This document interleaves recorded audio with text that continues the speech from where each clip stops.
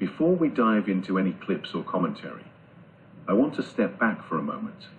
This isn't about winning arguments or piling onto outrage.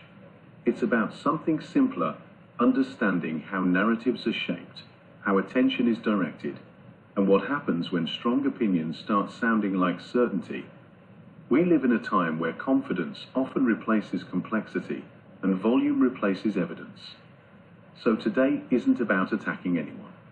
It's about looking carefully, calmly, and asking whether what we're consuming and reacting to is actually helping us think more clearly.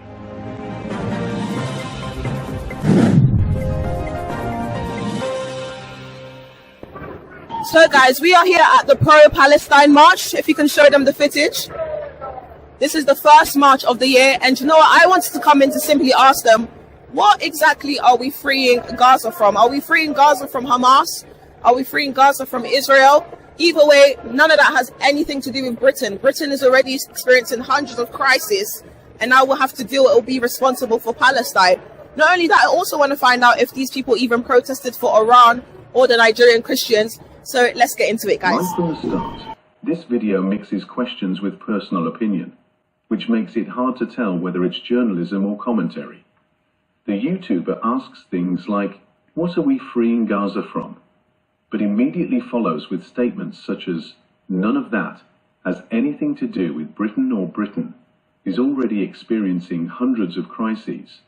These aren't neutral questions, they're loaded with assumptions. She also jumps rapidly from Hamas or Israel to British responsibility, to other international protests like Iran or Nigerian Christians, which conflates separate issues and implies moral judgment before hearing anyone's reasoning. At the same time, the video opens with the kind of polished branding you'd expect from the BBC, ITV, or Sky News, except this is a single YouTuber filming on a smartphone. That mismatch matters because the corporate-style entry projects authority that hasn't been earned through method or evidence. And look, I'm not judging if you want to launch your channel like a Barbie doll newsroom. That's your vibe. Just be aware, when you present commentary as journalism, the AI fact-checker is going to slow things down, pull it apart, and put everything back into perspective. One small but important tip: if you're aiming for a career in journalism, always start by stating where you are and when the footage was recorded. Location and date are basic reporting standards. They anchor the story in time and place and help viewers understand the context. Without them, footage becomes harder to verify and easier to misinterpret. It's a simple habit, but it immediately raises credibility and signals that you're reporting, not just reacting. Sorry, excuse me. Is it okay if I can know what are you protesting against? Huh? Are you news or something? Are you? No. I'm just my own independent journalist. Like, what are you freeing Gaza from? Calling yourself an independent journalist doesn't automatically meet journalistic standards. True journalism relies on clarity, evidence, and avoiding conjecture about motives. Independent commentator or citizen journalist would be a more accurate description. I'm not going to talk to you. Okay, no worries, that's fine. You're independent. Okay, no worries, that's fine. That's fine. Sorry, excuse me. Is it okay if I can know what are you guys trying to free Gaza from? I'm not going to. You don't want to answer? What are you guys freeing Gaza from? You don't want to answer?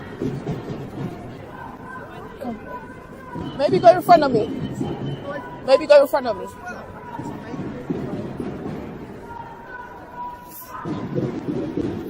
Sorry, excuse me. Is it okay if I can know what are you guys freeing Gaza from? From the genocide. Imagine waving the Jamaican flag in Jamaica and being attacked for it. Imagine waving the Brazilian flag in Brazil and being attacked for it. Imagine waving the Chinese flag in China and being attacked for it. You couldn't imagine that. Do you want to know why? Because they will never allow it to happen.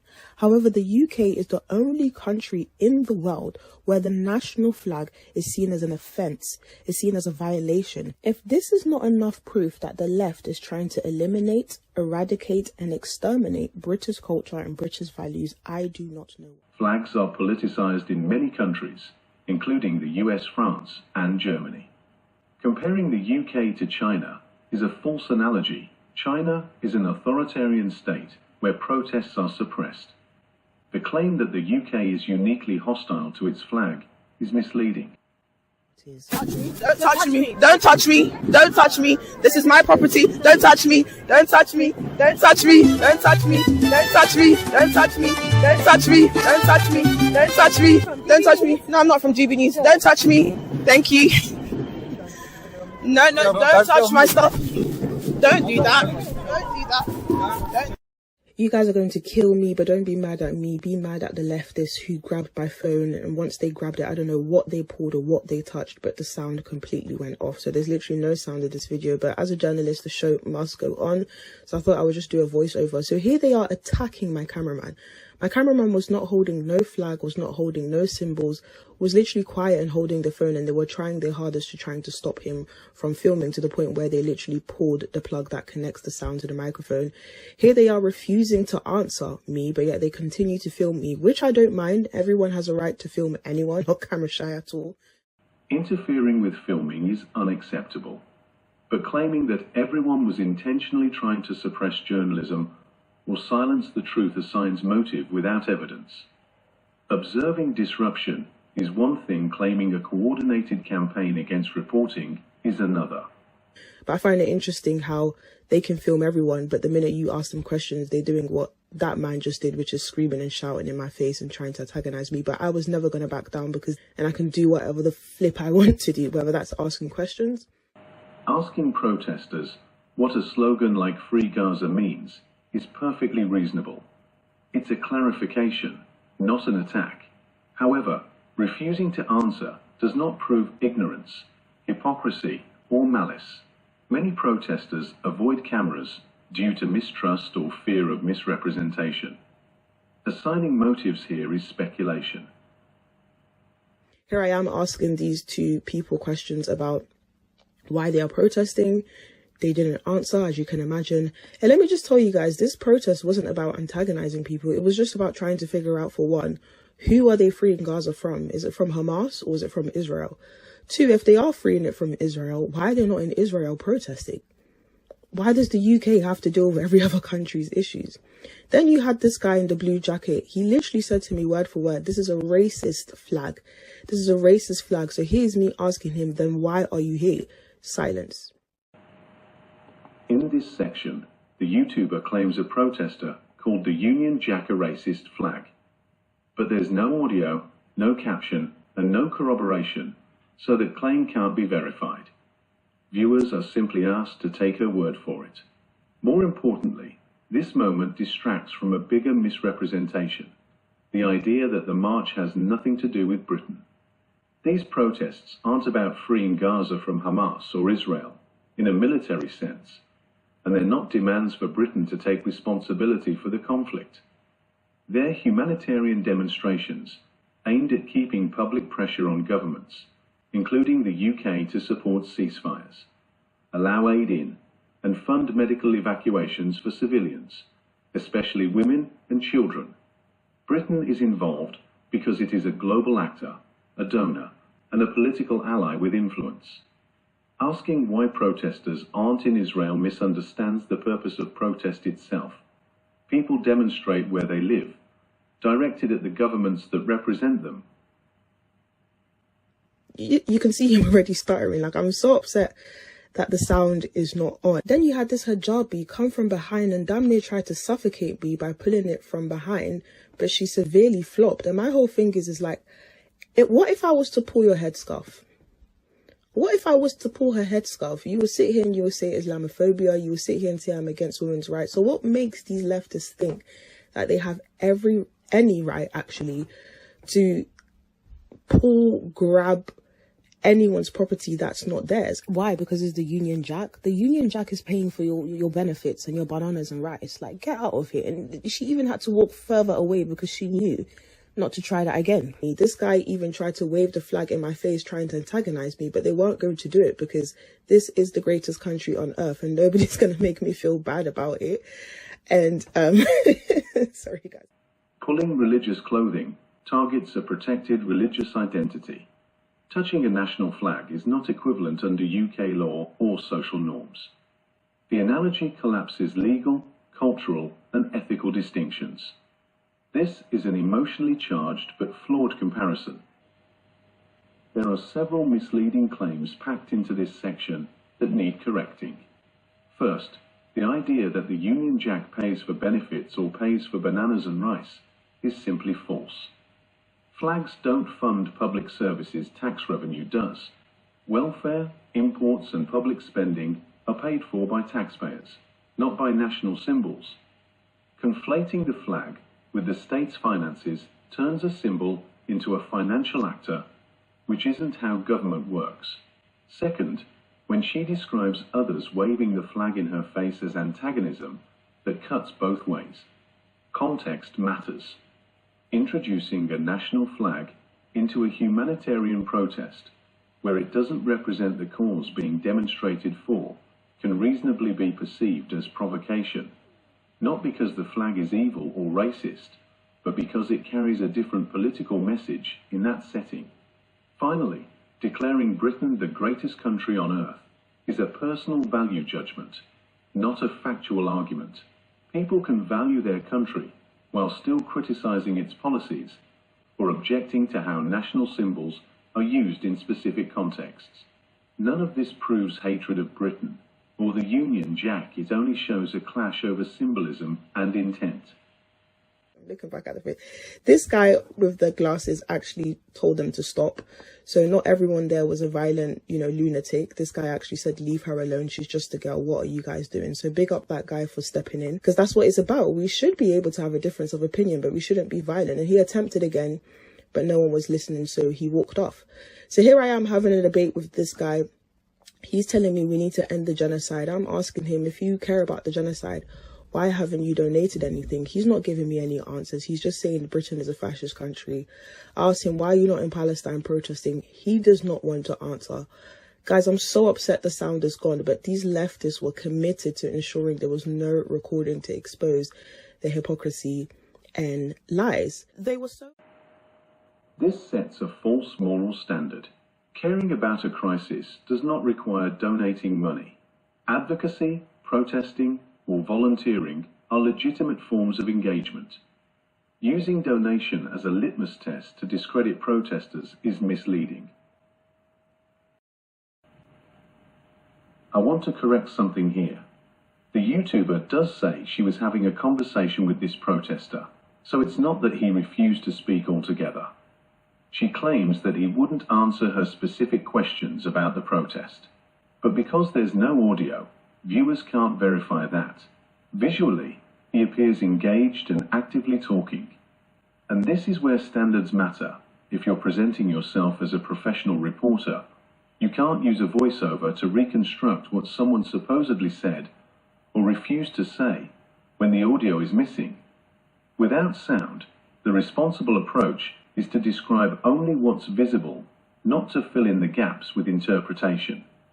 The woman who did not want to be filmed came back in the camera, and this time she actually snatched the camera in 3, 2, 1. There she is, trying to run away with the camera. After that, it wasn't a pretty sight between me and her, and the police had to get involved.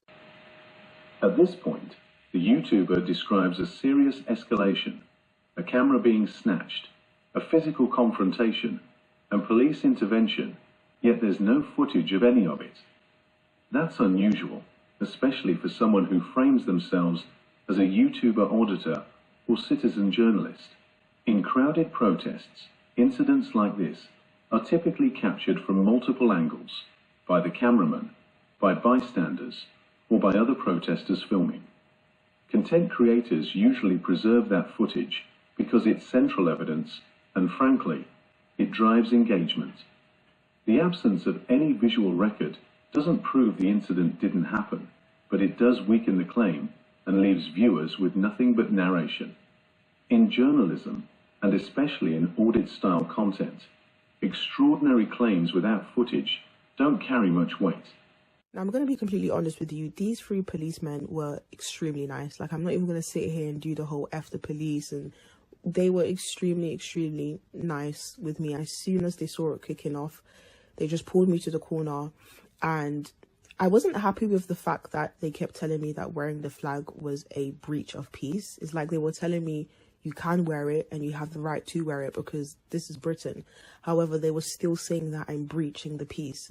And here's me trying to tell them, this is the flag of the country. Like, how am I breaching the peace? But I'm a big believer in respecting the police, respecting authority. And not only that, just not getting yourself in trouble. Like, I'm not about to do a whole back and forth with the police and just get myself arrested. Because if I get arrested, I won't be able to do my journalism. Do you understand? But they were extremely nice. I basically, to summarize what they were saying, because I'm so annoyed the sound was gone, they basically said to me that if I want to go and continue, I can. However, because it has already escalated, if it escalates again, not only will it be a danger for me, but it will be bad on them, because it's like they knew something would happen with me here and they did nothing to protect me. So he is then basically explaining to me that they do want to protect me, but I'm putting myself in a dangerous situation. So I'm not going to sit here and lie and paint a narrative and pretend like, oh my gosh, these policemen were so... They were actually very, very... I feel like they probably watch my YouTube videos, because when you looked at their faces, it looked like they really wanted me to continue. Like, you could see a little smirk in their face, like they were so proud of what I was doing, but they just couldn't say it, just couldn't allow me to, because, I don't know, someone higher on top told them they can't. That's just my observation. But yeah, towards the end, they just told me to stand in this corner, and they said this is the only place I can continue my job. Obviously, this is the side of the street. The protest wasn't happening there. It was a couple meters away from the actual protest, as you can see. And here's me telling them, like, are you joking me? But they just insisted, listen, we want to keep you safe, so just go home. And that's exactly what we did. So sorry, guys, I couldn't give you guys my usual content, but you have to respect the law. This final account relies heavily on exaggeration, speculation, and internal inconsistency. The situation is described as uniquely dangerous, yet there's no corroborating footage, no wider disorder, and no visible signs of distress. The police interaction appears to be a standard preventative safety measure, but it's reframed as something more dramatic without evidence. By the end, it's unclear whether she was removed, advised, or simply chose to leave, and that lack of clarity undermines the narrative. There's also a repeated assumption running through this commentary that they meaning the protesters are lefties who hate the Union Jack. But that label is never established, and the protesters themselves never identify as left-wing in the footage. Pro-Palestine marches are broad coalitions that include people across the political spectrum, religious groups, families, medical charities, trade unionists, students, and the political humanitarian supporters. Collapsing all of that into the left is a rhetorical shortcut, not an observation. It replaces description with ideology and turns a diverse humanitarian protest into a caricature. If you're going to claim a group hates a national flag, the minimum requirement is to identify who the group actually is, what they believe, and why none of which is demonstrated here. The video closes with her account of the day, her perspective, her conclusions, and her interpretation. No further footage, no outside voices. That's where she leaves it, and viewers are left to decide how much of the story was shown and how much was assumed. We want to keep you safe, so just go home. And that's exactly what we did. So sorry, guys, I couldn't give you guys my usual content, but we have to respect the law. So guys, I just got back from the march, and I don't know why I'm laughing, so my makeup is completely ruined, but these people are everything that people think the right are. They are rude, they are disrespectful, they are invasive, they are thieves since they tried to steal my phone, and they are violent. I mean, I was expecting it to be chaotic, but I wasn't expecting it to be violent. These people are violent. I mean, half of the things I doubt we was even able to catch on camera because my cameraman was too busy defending himself too, you know. But when I tell you, people were one person had the flag around me. I'm walking, asking questions. I can feel my throat caving in. I'm like, what's that? I turn around. This girl was damn near trying to strangle me with the flag.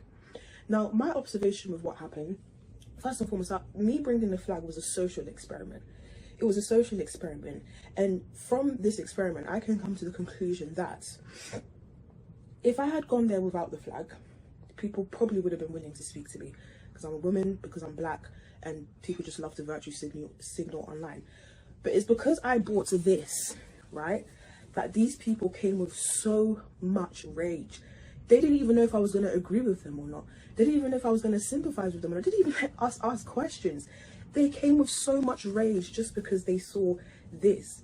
And it just makes you wonder, what is it about this flag that causes people so much rage and anger to the point where they will completely forget that this is supposed to be a peaceful protest? Mind you, this is a protest supposed to end violence in Gaza, but here they are being violent towards people. What makes you so angry that you forget that you're supposed to be peaceful? You know, like the people who are paying you or have instructed you to be peaceful, that you end up attacking me just because of this flag. So it basically proved my experiment, which is people hate this country. People hate this country. People hate this flag. And I feel like the UK is the only country in the world where people love to hate the country, but hate to leave the country. Why are you here? If this flag angers you so much, why are you here? You know, it's just a very, very broken system that we are operating in, where we are allowing people not only to be imported into the country whilst hating it, or teaching people as well. I saw a lot of like indigenously white and English people there, teaching them to hate their own country. Those are the people that were attacking me were white. And on top of that, it's like, obviously the police were very, very lovely to me. I have no complaints, honestly, they were very nice. But even the fact that they didn't go and chase after those people, and yet we were the ones that were cornered and asked all these questions. Again, they were very nice. I've seen people have gone through worse experience with the police, so I'm not going to complain. But it just proves the point I've been trying to make in all of my videos, which is people hate this country. They hate it with a passion. And now I know, because like I said, had I gone there, just me, myself and I, they probably would have answered all of my questions. But because I went there with this wrapped around me, I had people asking me, are you from GB News? No, I'm not from GB News. Why does this have, this is the country, it's flag, you know what I mean? And something needs to be done about this, because nowhere else in the world are people allowed to spew so much hatred towards the country that they're living in publicly. But anyways, guys, if you guys want more videos like this, do not forget to like, comment and subscribe. And once again, I'm so sorry there's not enough footage and it was so short. It's just my cameraman was too busy defending himself because he was getting attacked. Then the police stopped us and told us we're breaching the peace and have to leave. So sorry guys if it's not a lengthy video, but bye guys. To put the march in perspective, most people are there for humanitarian reasons. The goal is to raise awareness so aid, food, medicine and medical evacuations can reach women and children in Gaza. Some children are even being flown to countries like the UK for treatment, funded by charities. The focus isn't about taking sides in a military conflict. It's about humanity, protecting women and children, and keeping governments focused on an ongoing crisis. Most protesters were British, and in demonstrations like this, symbols aren't just about national pride. They communicate the cause being supported. The Palestinian flag, in particular, attracts heavy prejudice because many people associate it solely with the attack that triggered the latest escalation. But the flag belongs to the people of Palestine, not to any armed group. When it's flown at these marches, it's meant to represent civilians, the suffering, the dead, the displaced, and the ongoing humanitarian hardship. In that context, the flag functions as a symbol of the people, not militancy. Wearing a Union Jack in a way that disrupts that message is provocative, and, understandably, tensions arose during the filming. Seen in full context, the march is best understood as a humanitarian effort first, not a political confrontation.